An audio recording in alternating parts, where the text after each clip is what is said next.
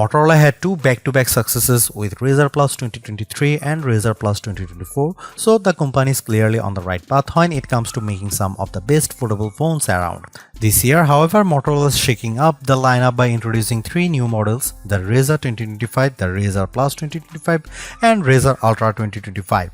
The Plus is no longer the premier flagship model in the lineup, as the new Razr Ultra 2025 now occupies that top position, boasting a more powerful chipset, a bigger battery, more storage and RAM, a larger main display, Moto AI features out of the box, and more. However, it commands a higher cost that catapults it into flagship territory alongside phones like the iPhone 16 Pro Max and Galaxy S25 Ultra.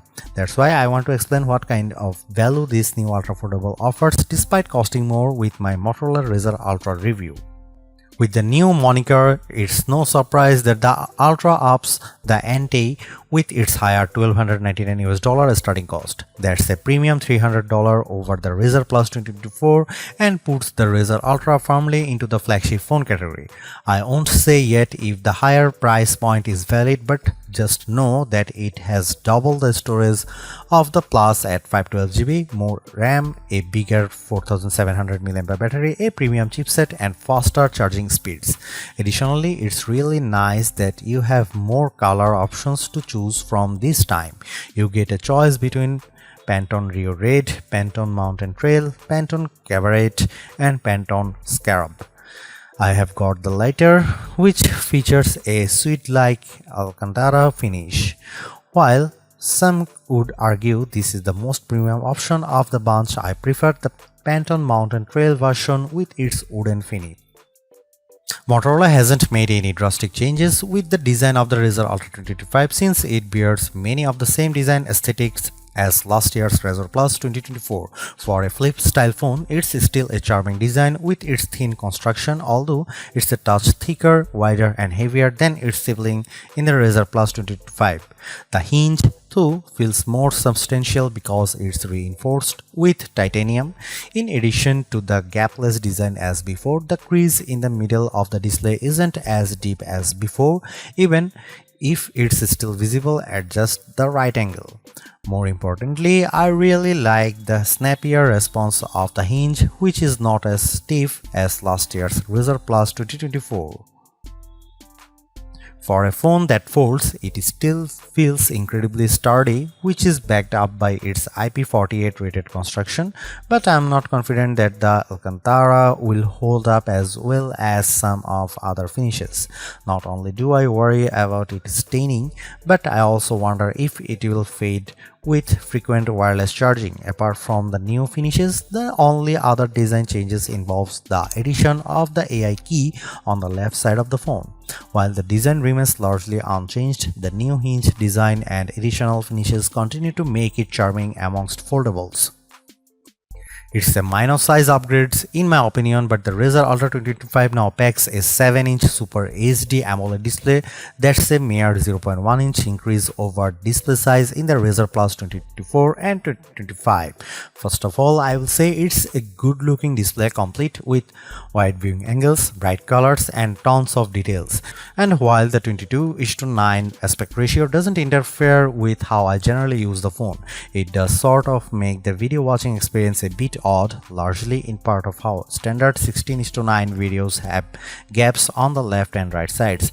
I could perform a zoom to get videos to fill the entire screen, but then it crops a lot of the top and bottom. Thankfully, it's still brilliant looking with its peak brightness output of 1835 nits. This actually comes up short compared to the record-setting mark of 2158 nits achieved by the Razr Plus 2024, but it's still incredibly bright by today's standards. In fact, few phones have exceeded 2000 nits in our lab testings. On the outside, it will feature 4.0-inch POLED display with a resolution of 1272 by 1080 pixels. It's sharp and detailed and allowed me to better use the phone one-handed due to how it can run any app in full screen mode. I really love this, even though the camera lens can sometimes cover up parts of an app I need to access. Just as before, there are tons of personalization options and the ability to place it in one of its flex modes to access its desk display mode. I wasn't a fan of the switch Motorola made with the Razr Plus 2024 since it dropped the ultra-wide camera in favor of a telephoto one with 2x optical zoom, but I'm glad that Motorola has gone back to that setup with the dual camera setup on the Razr Ultra 2025, which consists of a 50 megapixel main camera paired with a 50 megapixel ultra-wide camera. Flip phones such as this are meant for vlogging, so ultra-wide cameras are valued for this exact reason when it's paired with the outer screen for recording video. While there is an upgraded 50 megapixel selfie camera embedded into the main display, I still love being able to use the better rear cameras paired with the outer screen. This makes selfies and vlogging much easier. Content creators will enjoy the number of camera modes available with the Razr Ultra 2025, including new editions like Group Shot, which basically takes a burst of images and blends the best faces for the picture perfect shot. As much as I like using Pro mode to tweak the camera settings to my hiking, it's only for photos and not videos. Plus, it's missing a portrait video mode that other similar priced phones offers. Here are some camera samples of the Motorola Razr Ultra 2025.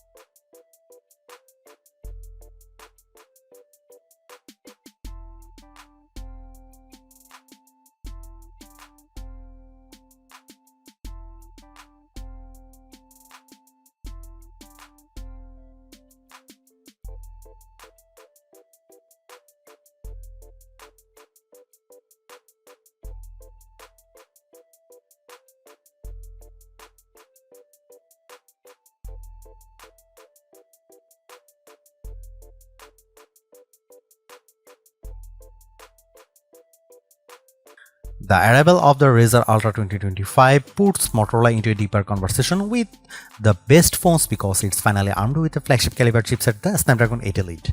I'm not surprised by how much of a difference this makes because I have seen the benchmark scores put up by other phones, but it definitely makes the Razr Plus 2025 the most powerful foldable phone in our tested to date. In Geekbench 6, the Snapdragon 8 Elite paired with 16GB of RAM outperforms last year's Snapdragon 8s Gen 3 powered Razr Plus 2024 by a long way. Its single and multi-core scores of 2719 and 8342 respectively even managed to beat Galaxy Z Flip 6. There's also a remarkable GPU performance boost as well, nearly doubling the frame rate that the Razr Plus 2024 achieved with 3D Mark's Wildlife Unlimited test. The 73.74 FPS average frame rate pulled in by the Razr Plus 2024 isn't too shabby, but the Razr Ultra managed 145.32 FPS running the same test. This is all translates to an exceptional performance no matter what I do or run on the phone. Scrolling through the interface is also buttery smooth thanks in part to its adaptive 165Hz refresh rate, which gives animations that extra fluid look. Games run really well too, including when I play them in full screen mode with the outer screen. All of this just shows how much of a leap it is over last year's Razr Plus 2024. Software plays a critical role in giving the Razr Ultra 2025 much more value, mainly due to how it's offering several AI features out of the box. Moto's custom UI is running on top of Android 15, but it's amplified by how it integrates Moto AI and other AI assistants into the mix. Before I get into that, I will say that the Razr Ultra 2025 has a lot of unity when it comes to being productive, in addition to being able to run two apps simultaneously on the main display. I really appreciate how it's one of the few phones I can comfortably use one-handed, thanks in part of how the outer screen can run just about any app. I might be in the minority when it comes to seeing this as a huge benefit, but it's hard to describe just how helpful it is.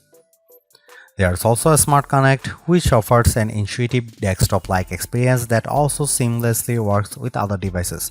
Essentially, it's Motorola's version of Samsung DeX, but it works entirely through a wireless connection, from being able to access apps and files stored on the Razr Ultra 25. Smart Connect can even allow me to cast a virtual version of the phone on my Windows 11 laptop. This is all fantastic, but I just wish it could work through USB-C as opposed to doing it just wirelessly. With a wired option, I would be able to directly connect my X-Real AR glasses to it for an even better experience. I am even happier to see that Motorola's in the AI race now, because Motorola AI is available right from the start. The company's been working on this for a while now, starting off as a beta with the Razr models last year and finally revealing it in full here. Some of the Moto AI tools can be quickly launched by pressing the dedicated AI key on the side of the phone, but the full suite is accessible by running the dedicated Moto AI app. These Moto AI tools consist of Catch Me Up, Pay Attention, and remember this: Catch Me Up uses AI to give me a helpful summary of my notifications. Pay Attention is a voice recorder that will transcribe and summarize recordings, and remember this allow me to save screenshots, photos, and more for me to recall later. Over on the creative side, I really like the suite of tools that Moto AI offers, which is more or less the same stuff I have seen with Apple Intelligence, Galaxy AI, and Google AI. For example, Image Studio lets me generate images through a text prompt, which I am happy to say manages to create realistic images when I asked to generate Teenage Mutant Ninja Turtle fighting black cats. Meanwhile, Sketch to Image uses AI to take my crude drawings and generate finer, more detailed images. However, many of other AI-assisted photo editing tools I have come to use aren't handled by Moto AI at all. Instead, it leans on Google Photos to perform tasks such as removing unwanted subjects and re-imaging images. Likewise, it also incorporates Google Gemini and Perplexity to perform more advanced requests, but you only have access to them for 3 months, which you will then need to pay subscriptions to continue accessing their advanced features. I'll give Motorola credit for bringing these AI tools and assistants to the Razr Ultra 2025, but it's playing catch up. For example, it doesn't create richer document outlines and summaries with Pay Attention as I have seen with the Note Assist with the Galaxy S25, nor does it have anything remotely close to the call screen function of the Pixel 9. Despite this, it's a good starting point for keeping the Razr Ultra 2025 in the game when it comes to AI features. It just needs more of them at this point to match the utility that its rivals offer. At the same time, I am disappointed that Motorola still keeps to 3 years of software support, which is laughably short compared to other phones. Honestly, it's hard to believe that there is a 4700 mAh battery inside of the Razr Ultra 2025 because its overall size isn't that much different from the Razr Plus 2024. Paired with the power efficiency of the Snapdragon 8 Elite, the Razr Ultra 2025 reaches new heights with its battery endurance. Not only it is the most powerful foldable phone that has gone through our battery test, but it's also the longest lasting battery in a foldable as well. There is just no comparison here because it blows away the Razr Plus 24 and Galaxy Z Flip 6 with its remarkable time of 18 hours and 57 minutes. However, it only achieved that mark with the refresh rate set to efficiency fast mode. Out of the box, it's set to smart and balanced mode, reaching a time of 15 hours and 42 minutes running the same test. The default battery performance still lands the Razr Ultra 25 in our best phone battery life guide. In my day-to-day use, I am also pleased to see that it's making a huge difference because for a phone of its size, it easily carries me through an entire day without the need to charge. Luckily, it also gets an upgrade with its 45-watt wire charging, which gets it to 40% capacity in 15 minutes of charging. That goes up to 72% after 30 minutes of charging. I have yet to commit long term to using a flip style phone, but the Motorola Razr Ultra 2025 is making a strong case to make me ditch my Galaxy Z Fold 6. That's because this compact ultra sleek foldable phone is turbocharged in nearly every way over last year's Razr Plus 2024. Like I have said already, it's the most powerful and longest lasting foldable phone I have come across.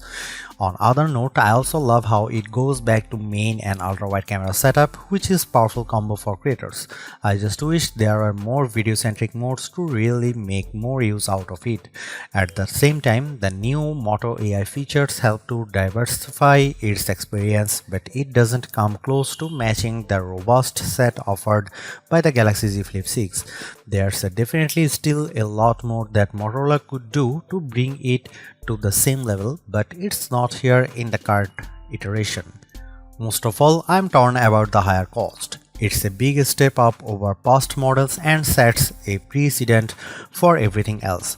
Price increases are inevitable, but this is just a bigger jump than what I anticipate shelling out for a flip style phone. It's not perfect, but the Razr Ultra 2025 is steering in the correct direction by entering the AI conversation, all while making marked improvements just above everywhere.